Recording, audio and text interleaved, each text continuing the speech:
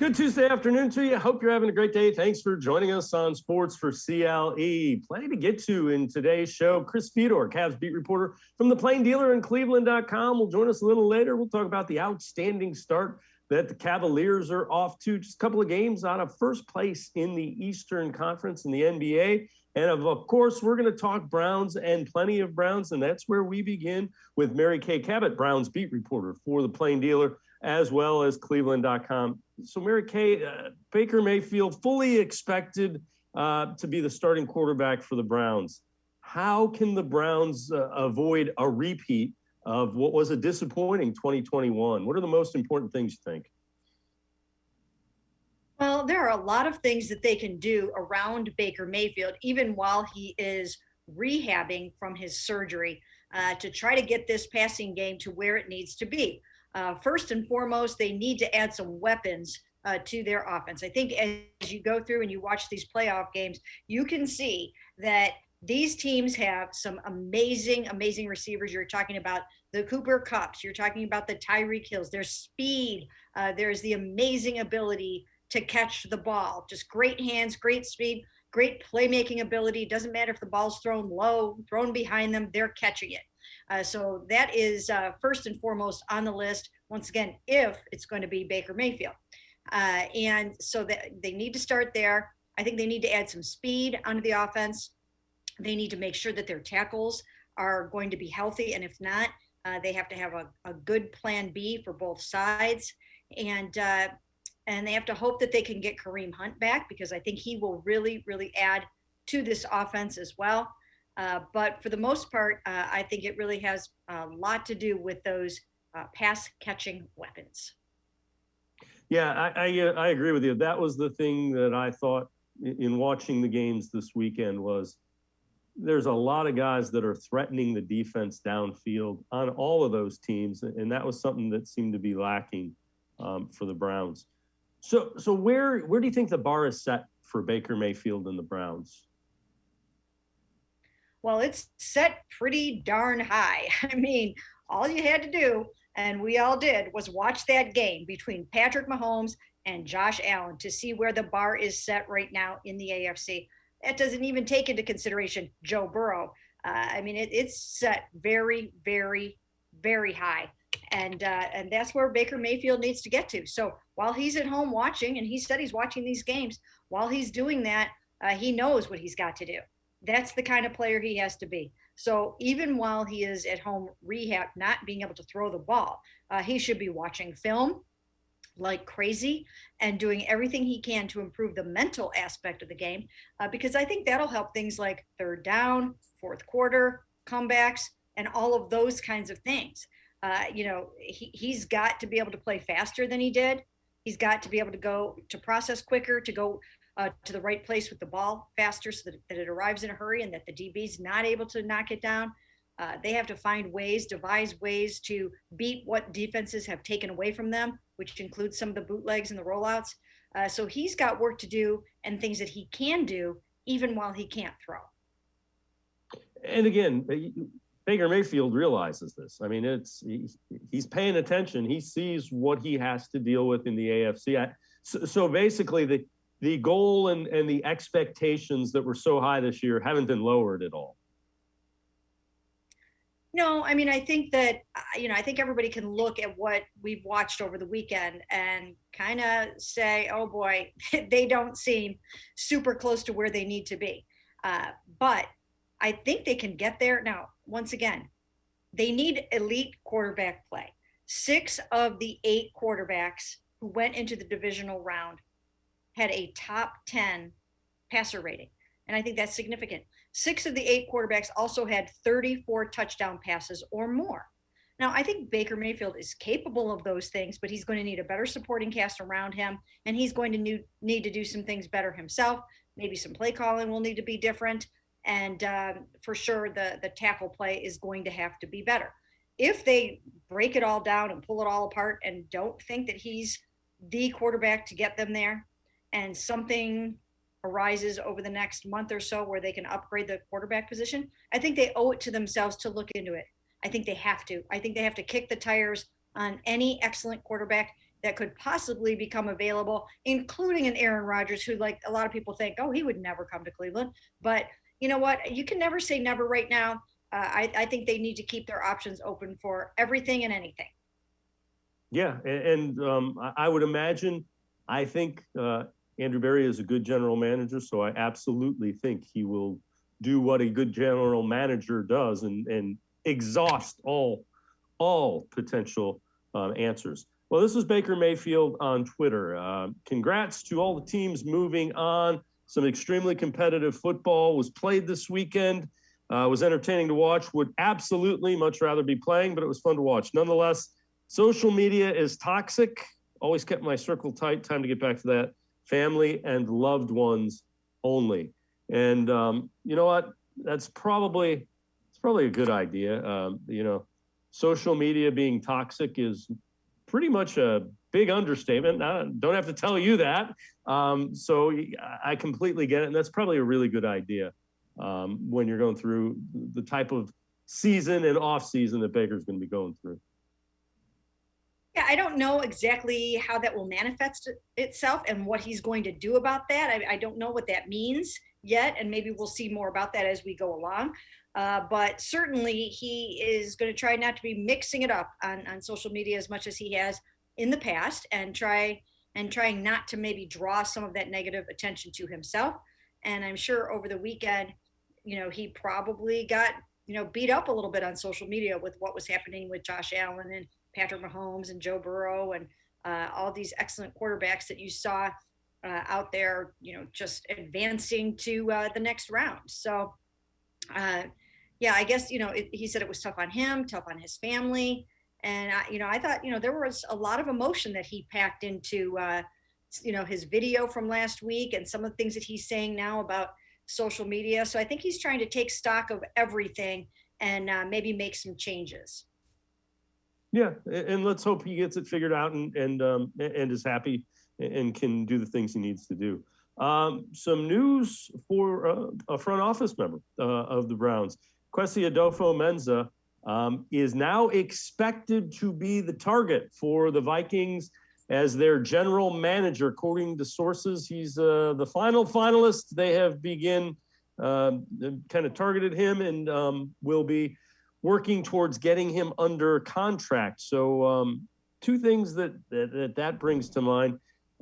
Certainly Adofo-Mensah is familiar with what the Browns are thinking quarterback-wise. So you wonder what that might be with Kirk Cousins with a new general manager. And also, isn't there some sort of compensation that you get for draft picks when you lose front office people? Am I correct in remembering that? I think it's like a third-round pick or something along those lines. I'm not sure about that. That I would have to look into. I'm not too sure about that. But as you mentioned, if Kwesi is the general manager in Minnesota and they want to do some things in terms of trading Kirk Cousins or rebuilding or whatever the case may be, then of course there would be a discussion, I would think, that would take place between them and the Cleveland Browns about Kirk Cousins, because as we mentioned before, the Browns are going to have to turn over every single stone to make sure they have the best team they can get going forward. That of course includes everything, including quarterback. I mean, they never said they wouldn't do that. They have to do that. I mean, Andrew Berry is obligated to try to make this team better at every single position. So if something arises like that, he'll look into it. And now he would have a great working relationship with Kwesi, where they could, maybe try to pull something like that off if it gets to that point. But rest assured, over the next couple of months, you will be hearing things, I'm sure, pop out here and there about inquiries and different things of that nature. Mary Kay Cabot, Browns beat reporter for the Plain Dealer, as well as cleveland.com, and I are going to step aside, take a quick time out. On the other side of the break, we head to the voicemail of Truth and Reason. What about quarterback Baker Mayfield? No surprise, we will continue talking Browns when Sports4CLE continues. Stay with us.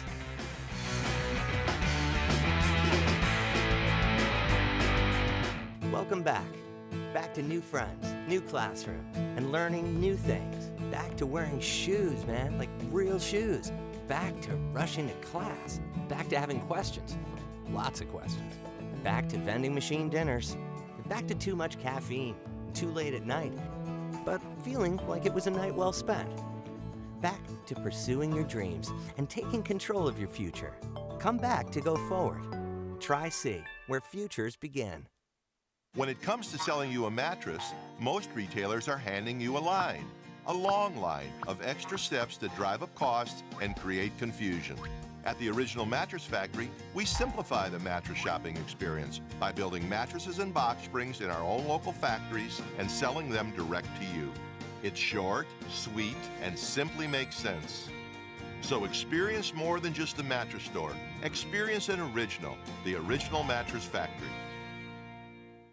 The Ohio Lottery Partners in Education program recognizes role model students and teachers from across Ohio. Nominations can now be done completely online. To nominate a deserving teacher or student, go to OhioLottery.com. In the About section, find Partners in Education. There you will find links to the nomination forms. Students kindergarten through 12th grade can be academic all-stars.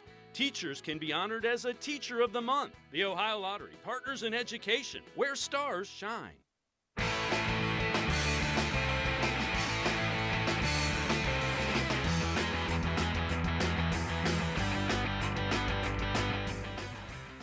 We continue talking Browns football here on Sports for CLE on this snowy Tuesday afternoon. Time to head to the voicemail of Truth and Reason. This one about Baker Mayfield and particularly the wide receivers and tight ends he had. Hey, it seems to me like everybody's gone into a panic mode with the Browns this year, especially concerning the receivers and watching you do your thing about the tight ends. And you're doing it with the tight ends, too. Mayfield was injured all year, and so their numbers are going to be down. And it's going to look like the Browns got ripped off on their contract they gave Hooper. But if you got a healthy quarterback, then his year's much better, as well as for the receivers. So when he insists going out there with his injury and playing when he should have shut down and turned the ball over to Keenum for the year, then we wouldn't be having those problems. Well, thank you very much. You have a great day. Okay, appreciate the voicemail very much, but Mary Kay, I disagree wholeheartedly. If the Browns thought Case Keenum would have given them a better chance to win, they'd have started Case Keenum. And the wide receivers, they were in the bottom third of the league. They just were. There wasn't enough separation. There isn't a really big time playmaker in that group. Even when Odell was here, for whatever reason, he and Baker couldn't connect. And Njoku is intriguing, but he's inconsistent. I think Hooper has been a disappointment. I stand by what we were saying with wide receivers and tight ends. Yeah, and I do agree with you. I do agree with you on that. But sometimes it is hard to know what came first, the chicken or the egg. Would some of these players be faring better if they had a different quarterback? It's so hard to say. Or, would Baker be so much better if he had a better receiving core and an upgraded tight end core? It's really difficult to know exactly how this all went down. And that's why I wrote so many times during the season, it's a tricky evaluation. I mean, they've got to really pull apart this film and try to figure out, will he be able to get the job done if he has, 3 or 4 more weapons on that offense? And if he's healthier and he doesn't have the harness on, or if they have to try to go in another direction. It's just what makes it so incredibly difficult. And I'm actually going to the Senior Bowl next week. And in addition to looking at the wide receiver position and some other positions, you kind of also have to look at the quarterbacks, because you never know. I mean, they might decide to add somebody even in a later round. Say they go wide receiver in the first round or something, maybe they pick up a quarterback in the second round, the third round that they think they can develop behind Baker. So lots of decisions to make over the next couple of months. Yeah, and that is, I agree with you. It's not, is it the quarterback, is it the wide receiver? Is it the tackles? Yes. Is it the scheme? Yes. It's all of them. It needs to be upgraded. I would say is the best way to say it. All right, Bleacher Report lists the likely landing spots for a free agent wide receiver, and that would be Allen Robinson of the Bears. And one of the more likely landing spots they have is the Browns.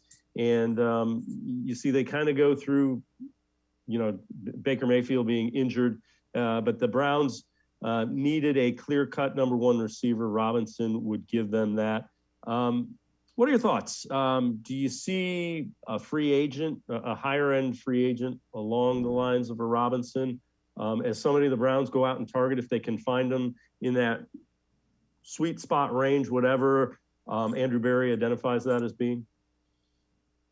Well, that's one possible option, is to sign a higher priced free agent receiver. Another way to go would be to draft one in the first round or maybe even the second round, and to draft a really good top-notch receiver that could come in here and be your number one, and then you're not spending an arm and a leg on him either. So that might be a way to go, and teams have had tremendous success doing that in the last couple of years with the Jamar Chases and the Justin Jeffersons of the world. So I do think that they will look long and hard at the best wide receivers in this draft.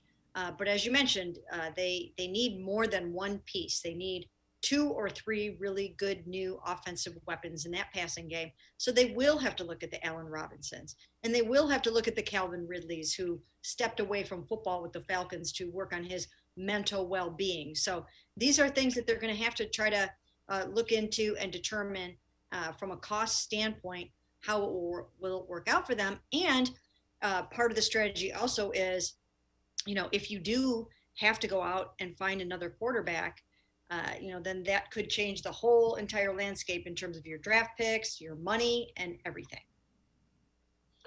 All right, so here are 3 free agent targets for the Browns in the 2022 offseason. This one's from Clutch Points. A couple of wide receivers, Isaiah McKenzie, who is also a return man for the Buffalo Bills. That's one of the probably third, fourth wide receiver in Buffalo that would be intriguing. They also list Kyle Fuller, a cornerback for Denver. I don't see the Browns signing a free agent cornerback, but we'll get to that in a minute. And then the other one is Chris Godwin, wide receiver for Tampa Bay. And initially my thought was, boy, I don't see Chris Godwin leaving. But now with more and more talk of Tom Brady possibly stepping aside, you could see a little bit of a rebuild in Tampa. I still don't think Godwin or Fuller are very likely. McKenzie might be intriguing. Just your thoughts on those 3 names that they put out there as Clutch Points lists 3 potential free agents. Well, I don't see a high-priced cornerback, so I'm not really feeling the Fuller thing either. But in terms of a Godwin, again, if you could get your hands on a player like that, and I think that him being out really hurt Tom Brady a lot. So if you could acquire a player like that, the Browns really need players of that caliber, regardless of who their quarterback is going to be. But I will tell you, Baker Mayfield will be a much, much better quarterback if he has weapons like that around him. So definitely put those kind of guys on the radar, depending, again, how you want to spend your money, how you want to approach the draft, and how you want to approach your current quarterback situation. Isaiah McKenzie, once again, like you said, good speed, return ability, was having a nice postseason. So yeah, I would definitely have my sights on all those guys. Yep, and that's a very valid point. A guy like Chris Godwin makes Baker Mayfield better quarterback, and he makes Kevin Stefanski a better play caller, because it's amazing what talent does. Those plays all of a sudden seem to start working. All right, we're gonna move on. Could DPJ be poised for a breakout season for the Browns in year 3? This is from the Browns podcast, and you see his grade actually regressed a little bit, his Pro Football Focus grade from year 1 to year 2. You also see the numbers there as far as production goes. And again, I think Browns fans got caught up a little bit, Mary Kay, because of the training camp that he had. Donovan Peoples-Jones was always a developmental guy. They picked him in the 6th, 7th round a couple years ago, and he's, for a 6th, 7th rounder, he's played pretty well. And let's see if he can take that next step to where, he is a legitimate 2 or a legitimate 3 and a scoring, a red zone threat. Yeah. As a 6th rounder, the hope was that he would come in and be a really good, solid number 3 for you, or at least one of your number 3s.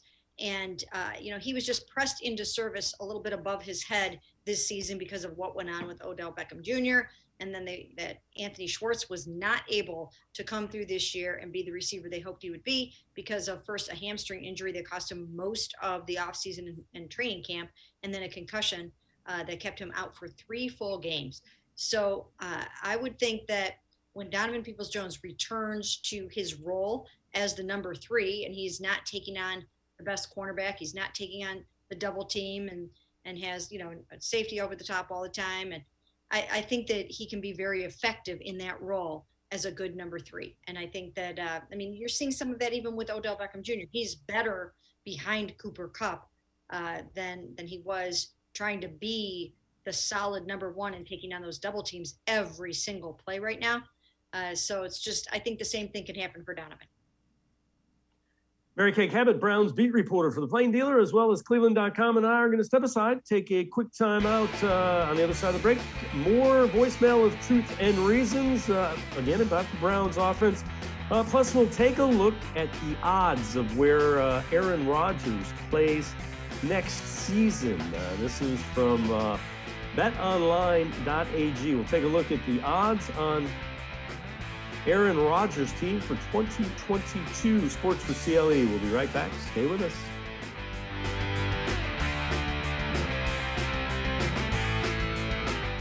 Welcome back. Back to new friends, new classroom, and learning new things. Back to wearing shoes, man, like real shoes. Back to rushing to class. Back to having questions. Lots of questions. Back to vending machine dinners. Back to too much caffeine, too late at night, but feeling like it was a night well spent. Back to pursuing your dreams and taking control of your future. Come back to go forward. Try C, where futures begin. When it comes to selling you a mattress, most retailers are handing you a line. A long line of extra steps that drive up costs and create confusion. At the Original Mattress Factory, we simplify the mattress shopping experience by building mattresses and box springs in our own local factories and selling them direct to you. It's short, sweet, and simply makes sense. So experience more than just the mattress store. Experience an original, the Original Mattress Factory. The Ohio Lottery Partners in Education program recognizes role model students and teachers from across Ohio. Nominations can now be done completely online. To nominate a deserving teacher or student, go to ohiolottery.com. In the About section, find Partners in Education. There you will find links to the nomination forms. Students kindergarten through 12th grade can be academic all-stars. Teachers can be honored as a Teacher of the Month. The Ohio Lottery Partners in Education, where stars shine.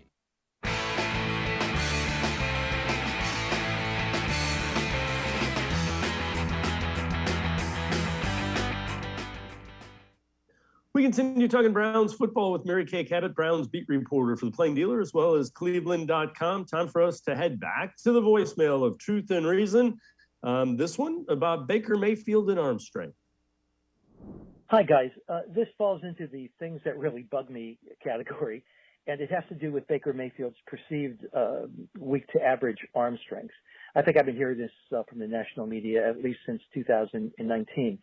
So I decided to look at the 2018 NFL Combine stats on Baker and some of the other quarterbacks. And at that Combine, Baker threw 60 miles an hour on the down and out.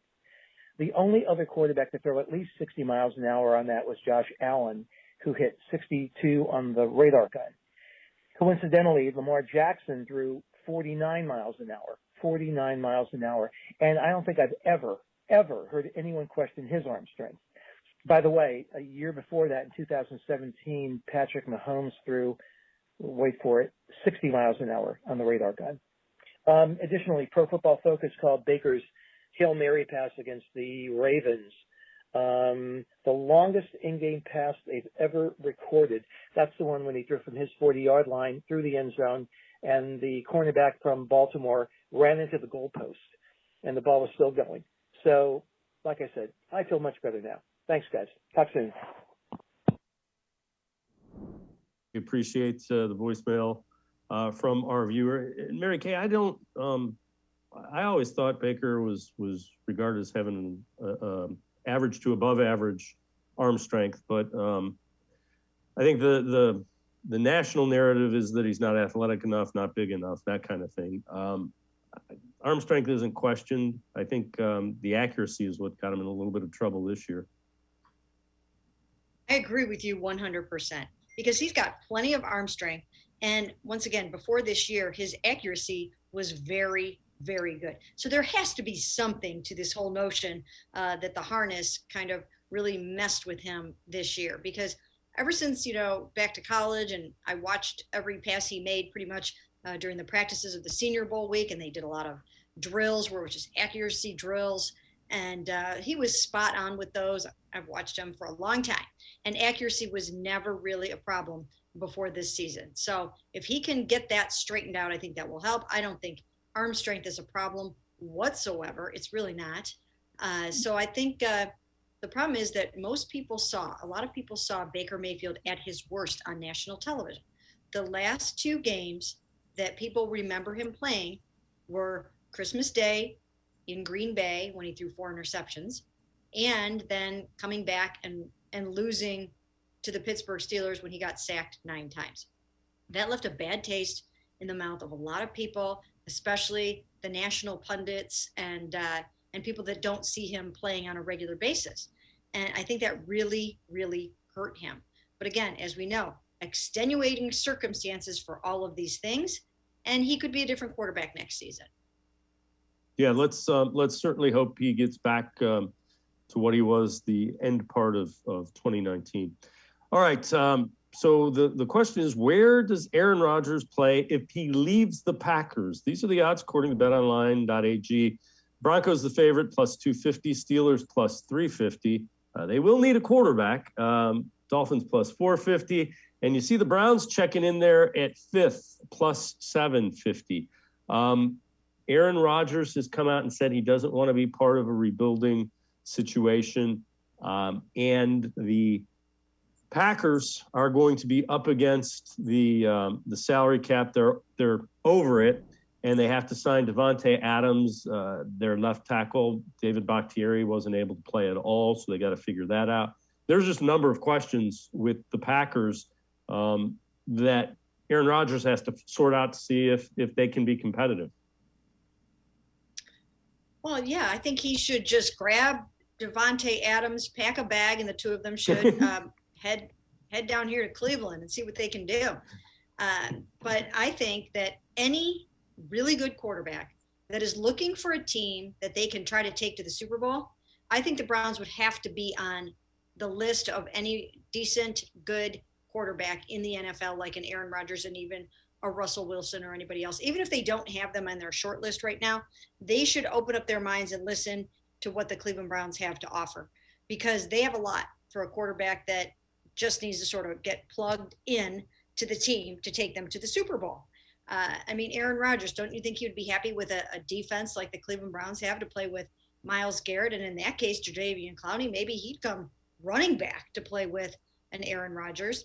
And then, they obviously have Nick Chubb, Kareem Hunt. They have a good offensive line. They've got everything they need except for the elite quarterback play and at least 2 dangerous weapons to go along with him. 2 more really good and dangerous weapons. When I say that, I mean, look at what Patrick Mahomes is because of Travis Kelce and Tyreek Hill. I mean, you need guys of that caliber to get where you want to go. So if he could be assured he had those things, and he already really likes Alex Van Pelt. They're very close. And so I think that would be another big, huge selling point for Aaron Rodgers. That kind of leads me into the next question. How good of a fit do you think Alex Van Pelt is for calling plays? Well, it's one of those things that I think, it might be under consideration.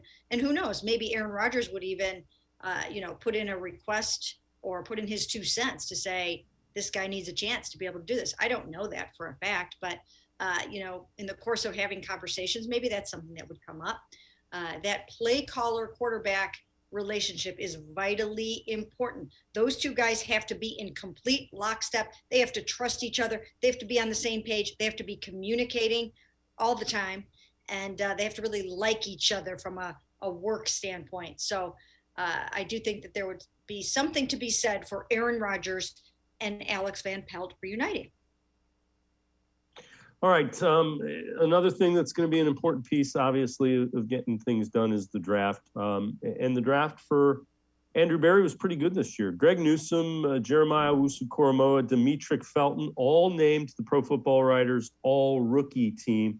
You see Felton as punt returner, Newsome as cornerback, Owusu-Koramoah as a linebacker. Obviously, you'd like some more in the middle rounds, but Andrew Berry got the first 2, and they look like cornerstones of a defense that's young and building.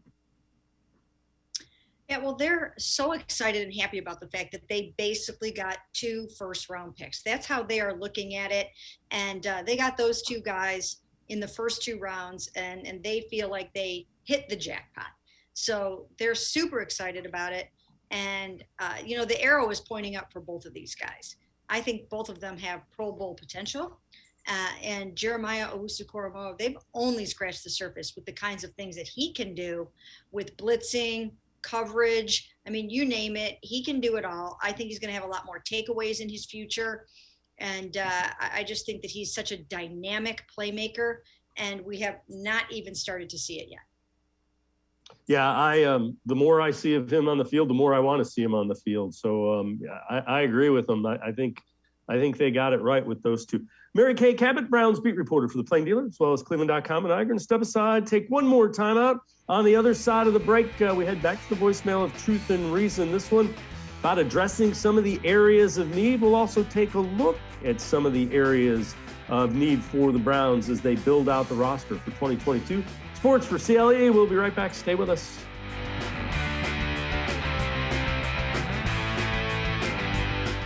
The Ohio Lottery Partners in Education program recognizes role model students and teachers from across Ohio. Nominations can now be done completely online. To nominate a deserving teacher or student, go to ohiolottery.com. In the About section, find Partners in Education. There you will find links to the nomination forms. Students kindergarten through 12th grade can be academic all-stars. Teachers can be honored as a Teacher of the Month. The Ohio Lottery Partners in Education, where stars shine.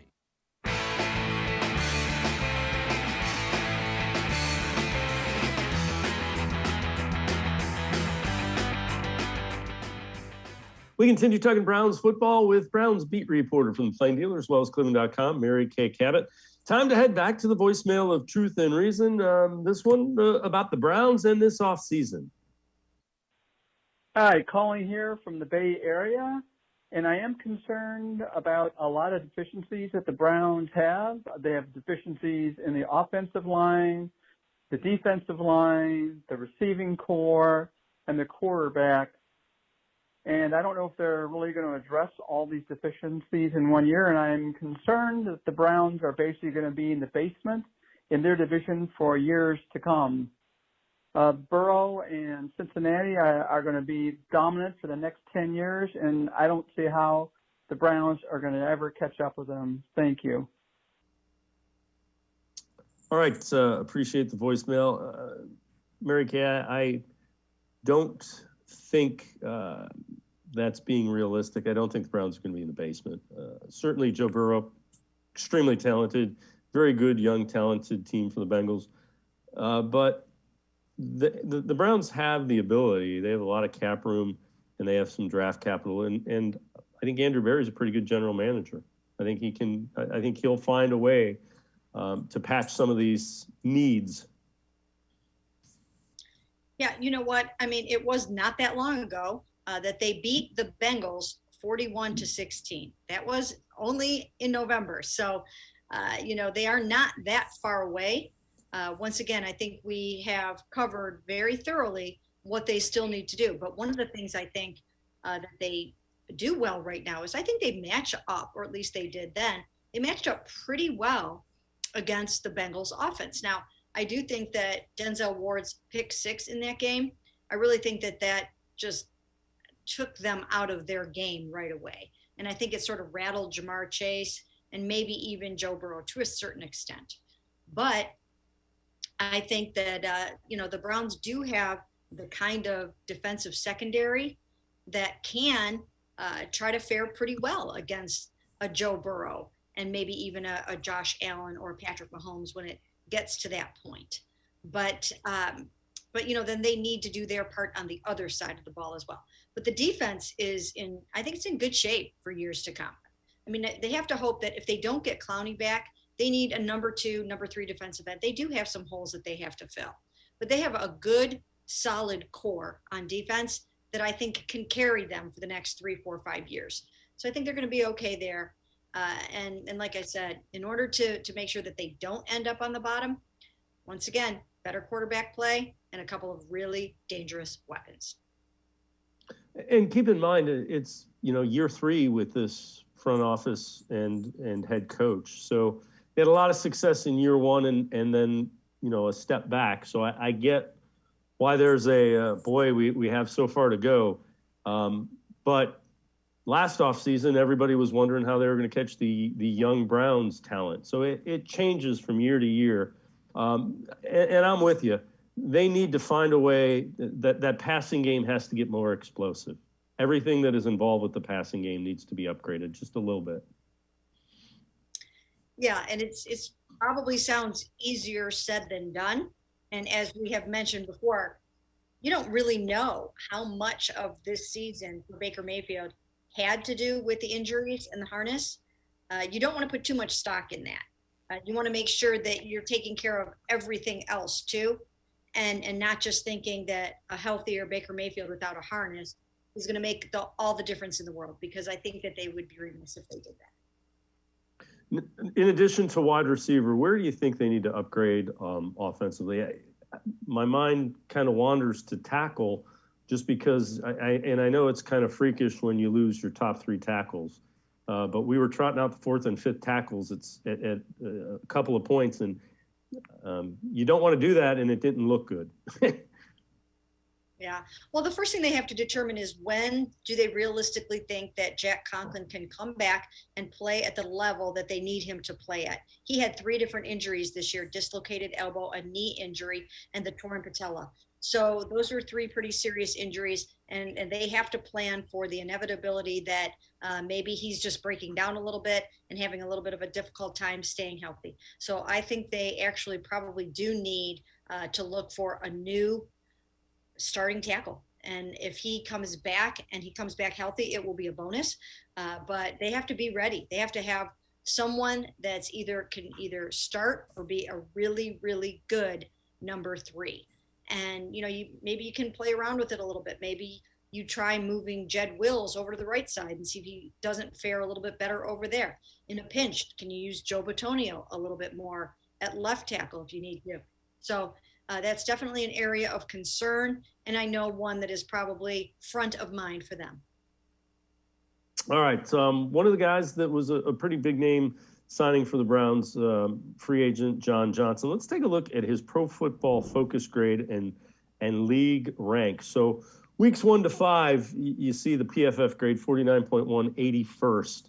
And he kind of struggled, and I think the Browns kind of struggled with how they used him. Weeks 6 through 18 was more like what the Browns were thinking they were getting when they signed John Johnson III. Almost 80, Pro Football Focus grade, 9th best in the league. And I would expect that to continue more towards that, those second 12 weeks. I think they figured out the strengths and how to use John Johnson, and I think Joe Woods did a pretty good job late in the year with him. Yeah, he really did. I mean, it was disappointing in the early going to see John Johnson not lighting it up right away and making the big dynamic plays that you expected him to make. But he hung in there. He's got a great attitude, and he got it turned around. And also he was playing, that real deep safety position. He wasn't moving around. They tweaked that. They got that figured out a little bit, let him move around and do some other things. And they started to play to his strengths. And I think that made all the difference. Mary Kay Cabot, Browns beat reporter for the Plain Dealer, as well as cleveland.com. Mary Kay, as always, thanks so much for the time and the insight. Really appreciate it. My pleasure.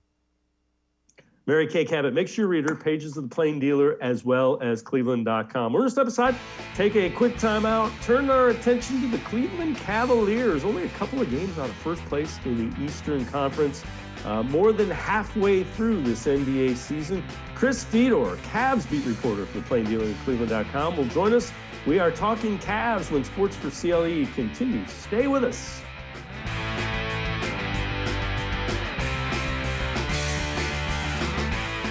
Welcome back.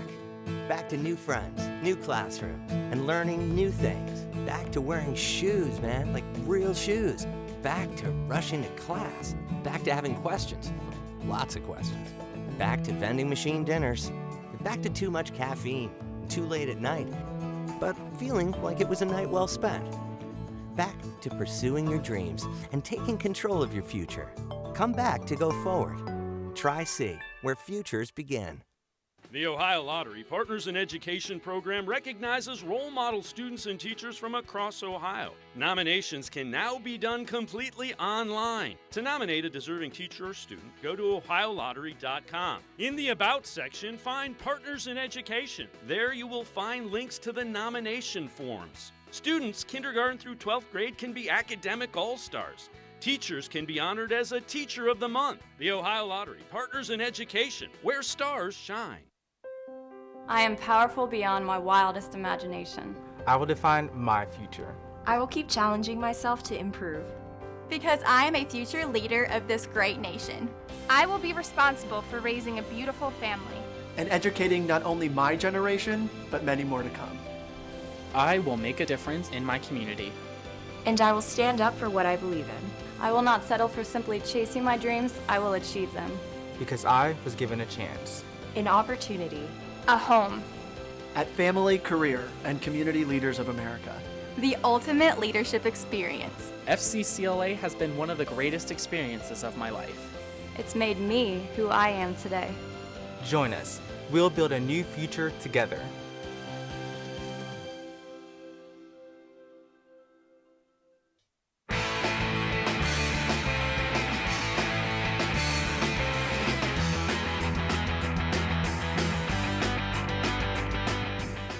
Welcome back to Sports4CLE. We turn our attention to the Cleveland Cavaliers, playing extremely well.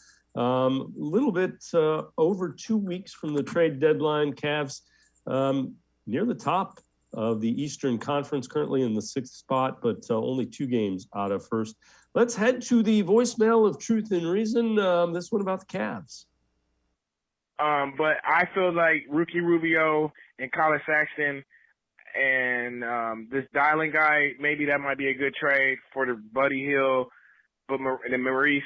But honestly, they need to get rid of Ricky Rubio right now, since it's like you said, it's dead money. Like, why will we? That's just wasting time. We can $17.8 million. You know how many? Go look around the NBA and see how many players is making not even that amount and what they're putting up in the game. Thank you. All right, so let's welcome in Chris Fedor, Cavs beat reporter for the Plain Dealer and cleveland.com.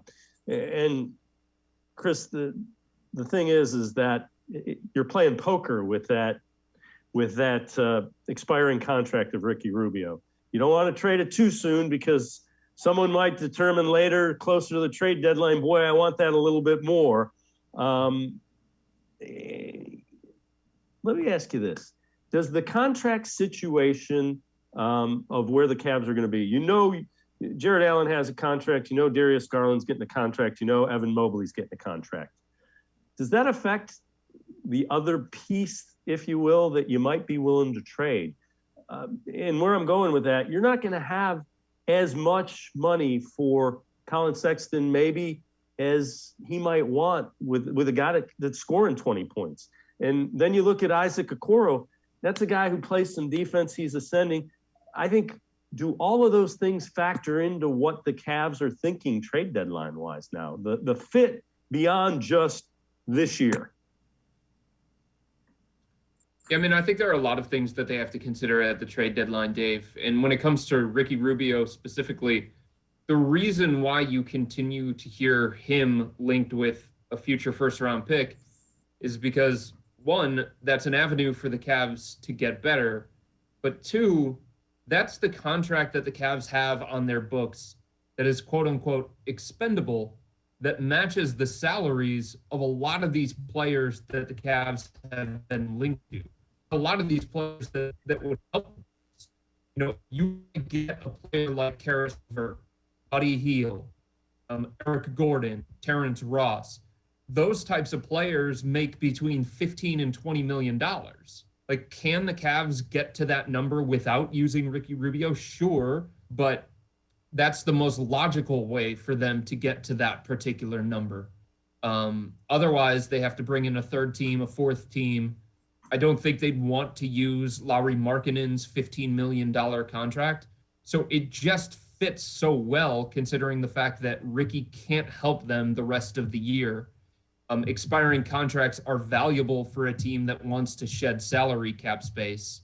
And his number fits perfectly with some of the guys that are near the top of the Cavs wish list in terms of the trade deadline. So we know that Lauri Markkanen is going to be out a few weeks. Does that injury kind of speed up the process of trying to get somebody in to help, or does it not really affect it because trade deadline's coming in a couple weeks anyway? Yeah, I mean, I think the one that make panic moves to do motion. The truth is the Cavs certainly need some help. They need to take some pressure off of Darius Garland. They need another shot maker, a shot creator. But I don't think they're going to be rushed into anything, regardless of what their roster looks like, regardless of how Lauri Markkanen recovers from this ankle sprain. So I think what they're going to do is they're going to make what they think is the best decision for them at the right time. If it happens to be next week, I think they would love that, because obviously that would help them bank some wins before the All-Star break, right? But if it's closer to the deadline and a team is going to be more open to a deal then, and the Cavs are going to be more willing to give the value to the opposing team that the opposing team would want, then so be it. I think the good thing that the Cavs have on their side is that somebody like Dean Wade has stepped in for Lauri Markkanen throughout the course of this year. And while the Cavs haven't been as effective, they've still found ways to win games. They're 9-8 with Dean Wade in the starting lineup for Markkanen. Now, that's a little bit above 500. And given the fact that Wade is somebody who doesn't play when the team is fully healthy, that's a pretty good mark. And it shows that they have enough internally to fill that particular void. Yeah, and Chris, you watch the team a whole lot more closely than I do. I'm really impressed that, last night was another example. Darius Garland didn't have a great night. He had 10 assists. He wasn't shooting the ball. Kevin Love was shooting the ball. They just seem to be able, all right, this isn't working, let's go here. This isn't work. They don't panic, which for a young team, that's amazing. Yeah, and the other thing is, hey, man, in the NBA, you are just not always going to have your A game. Sometimes shots aren't going to fall, or sometimes you just don't have energy. Can you find a way? Can you find a way to win, and can you find a way to win the right kind of way? And this group, more times than not, has found a way to win, and they've played the right kind of basketball to get those wins. Now, the other night against Oklahoma City, JB Bickerstaff was miffed because they didn't play the right way. They didn't have the right approach. They didn't have the right attitude. And there's a specific formula for the Cavs to win games because they're not built like other teams around the NBA. And the other night against Oklahoma City, they didn't follow that formula and they got away with it. But sometimes, like I said, the reality in an 82-game season is that there are going to be bad nights. And can you find a way to win with your B game, C game, D game? And how do you find a way to win those games? And last night, the Cavs leaned on their defense. That is their identity. Late game, RJ Barrett, bad shot, top of the key, probably should have drove the basketball, but he settled for a three. And then Julius Randle had a 38-foot heave because the Cavs took away a couple of different options that New York was going to, and they played really, really good defense. So that's the thing that the Cavs have leaned on all season long, Dave, is that defense. And that's something that travels, and that's something that can allow you to overcome some of the bad shooting nights from Darius Garland, Jetty Osman, Kevin Love, or whoever it may be. All right. As the trade deadline comes closer and closer, there's more and more names that teams are willing to part with. Is there anybody we should listen out to, or is it still the Leverts and those kind of names? Are they the same names, just kind of waiting for the correct deal to be presented? Yeah, on my podcast, the Wine and Gold Talk podcast on cleveland.com with Hayden Grove, I added a couple of more. I mean, you're going to continue to see other names be linked to the Cavs or other teams around the NBA because that's what happens this time of year. But I think one to watch is Atlanta. The Hawks have been one of the biggest disappointments in the NBA this year. They've got some decisions to make when it comes to high salary players. And I think Bogdan Bogdanovic is a name that would be really, really interesting from the Cavs perspective. He's another one of those guys between the $15 and $20 million range that would fit with Ricky Rubio's expiring contract. And if Atlanta gets a little bit uncomfortable with where their salary cap is going after giving a big extension to Trae Young and signing John Collins and having a big free agency spending spree last offseason, could be a name, if not this trade deadline, maybe in the offseason, but that's somebody who has hit big shots before. He's played in playoff games. He's played on the world stage. So I don't think he would be rattled by the bright lights of the postseason. He can play with the ball. He can play without the ball. He's a good outside shooter. That's somebody to keep in mind. And I think Luke Kennard of the Los Angeles Clippers is another name to keep in mind too. All right, we had a Twitter question from one of our viewers, from Brian Rizzo, and he says, Cavs are off to a great start. Where do you see the Cavs by the season's end? He says 5 to 7 seed. I could certainly see that. The only thing I would say, I don't think they're going to beat the Brooklyn Nets, the Miami Heat. Anything beyond that, 4. You could see 3, 4, 5, 6, 7 if they play really well. The other thing I will say, and I'll continue to say, now the Nets, they're freakishly talented. They're a tough matchup. This is not a team with assuming their 3 7-footers are healthy and active, and Darius Garland's healthy. And this isn't a team you want to see in a short series. You just don't. Dave, hold on to your chair because I think I may make you fall off. I've been thinking about this for the last couple of days.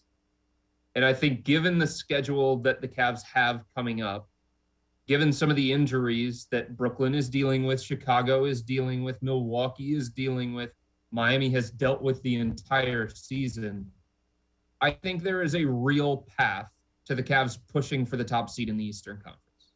That does not mean, okay? That does not mean they are the best team in the Eastern Conference. And in a 7-game series, other teams like Brooklyn, Milwaukee, Miami, Philadelphia maybe, those teams would be favored over the Cavs. But they've already gotten by the worst, most hellish portion of the schedule, and they're currently 10 games over 500, and they're right near the top seed. And throughout the first half of this season, while dealing with the most difficult schedule in the NBA, they also lost Colin Sexton, lost Ricky Rubio, dealt with a COVID outbreak that took a bunch of their main guys out for long stretches.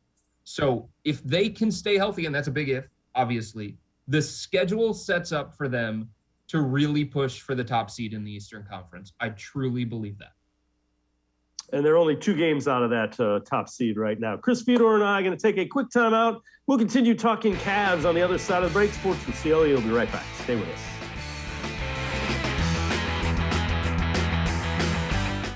Welcome back. Back to new friends, new classroom, and learning new things. Back to wearing shoes, man, like real shoes. Back to rushing to class. Back to having questions. Lots of questions. Back to vending machine dinners. Back to too much caffeine, too late at night, but feeling like it was a night well spent. Back to pursuing your dreams and taking control of your future. Come back to go forward. Try C, where futures begin.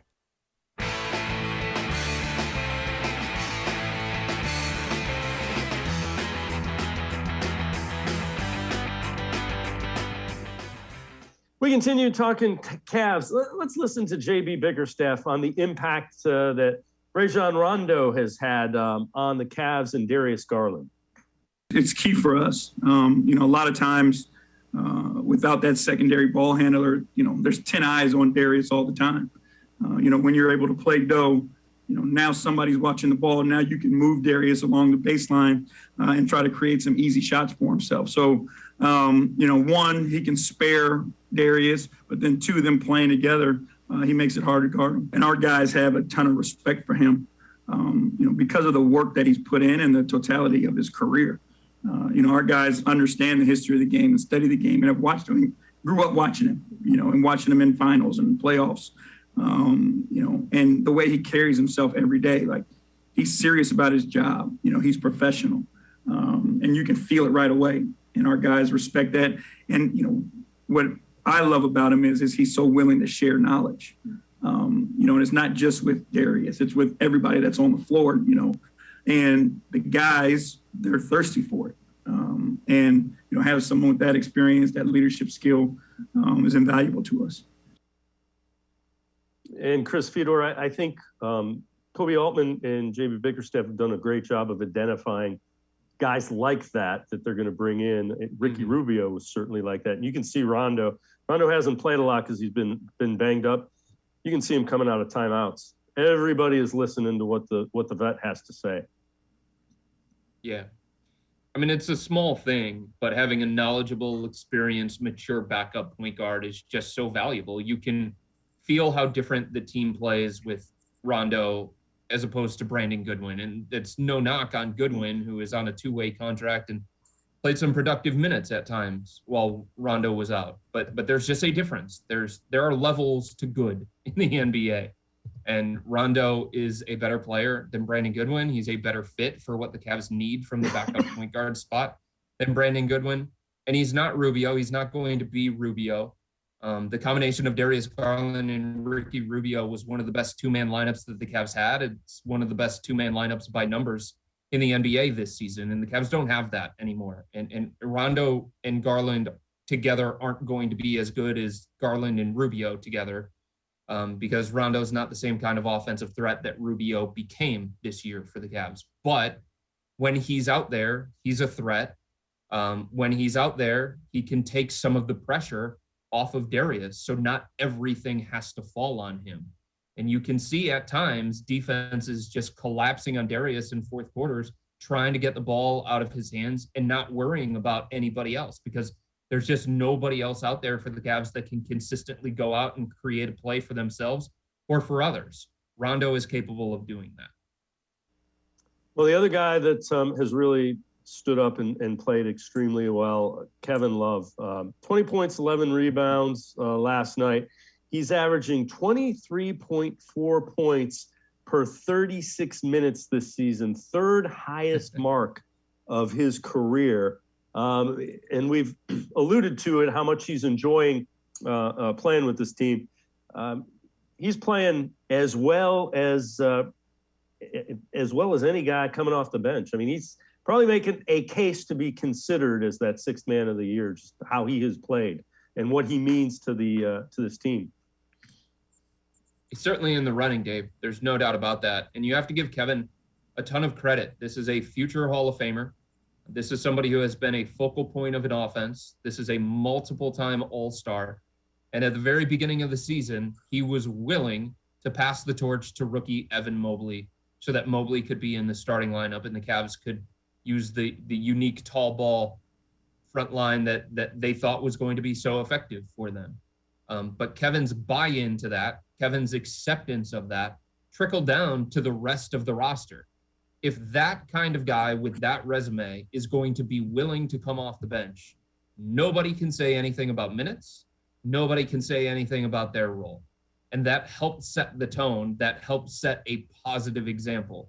And then it was up to Kevin to back that up and show that he could be effective in that role. And he was, and he has been. And so you have to give him a lot of credit. We talk so much about Darius Garland, Jared Allen, Evan Mobley. They're the future of this organization. They've been key to what the Cavs have become. They're a big reason why they're 29-19. But Kevin's sacrifice, his leadership, his stability within that second unit has also been critical to the Cavs' success. So I give him a lot of credit, because for somebody like him who has an ego, who should have an ego based on what he's accomplished, to be willing to take a step back for the betterment of the team, kudos to him. Chris Fedor, Cavs beat reporter for the Plain Dealer as well as cleveland.com. As always, Chris, appreciate the time and the insight. Thanks very much. You got it, Dave. Anytime, buddy. Chris Fedor, make sure you read them. Pages of the Plain Dealer as well as cleveland.com, Cavs beat reporter. That's going to do it for this edition of Sports for CLE. We'll see you back here tomorrow at 4 o'clock. Scheduled guest, Hayden Grove from the Plain Dealer as well as cleveland.com, and Eddie McDonald from Dog Pound Daily. That's tomorrow, 4 o'clock, right here on Sports for CLE. Have a great night, everybody. We'll see you tomorrow on Sports for CLE.